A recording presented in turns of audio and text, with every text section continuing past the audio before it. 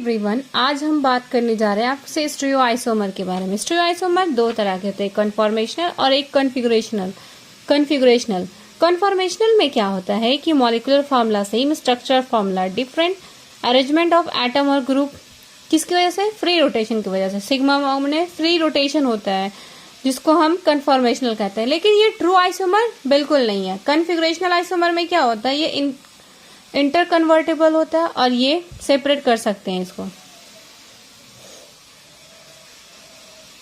अब हम बात करते हैं जीआई और ओआई की। जीआई में क्या होता है कि कंपाउंड जिसके अलग अलग अरेंजमेंट होता है एटम का स्पेस में, 3D rotation of double bond, restricted rotation होता है। ये डबल बॉन्ड रिस्ट्रिक्टेड रोटेशन है, लेकिन इसमें जब हम एनर्जी देते हैं तो ये मूव कर सकता है। अब हम बात कर रहे हैं ओआई की। ओआई में क्या होता है कि identical molecular formula, structure formula, but super impose नहीं कर सकता है।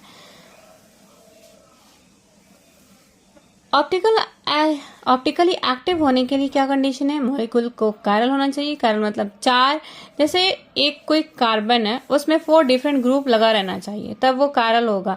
और वो सुपर इम्पोज ना करे, मतलब right hand left hand super impose नहीं करता है। Non super imposable mirror image का फॉर्मेशन करे।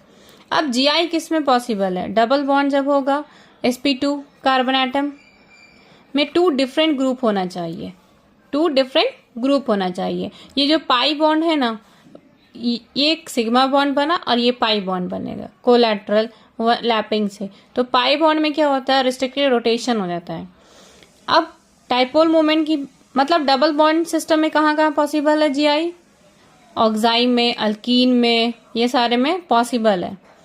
अब साइक्लो सिस्टम में देखा जाए तो साइक्लो एल्कीन के केस में कम से कम 2 डिफरेंट sp3 कार्बन एटम पे 2 sp3 कार्बन डिफरेंट ग्रुप रहना चाहिए। मतलब 2 कार्बन पे अलग अलग ग्रुप, जैसे CH3 और H है, CH3 और H है, 2 अलग अलग कार्बन पे क्या है? 2 डिफरेंट ग्रुप लगा हुआ है। एक जैसा अगर ग्रुप रहता है CH3 तो ये जीआई शो नहीं करेगा।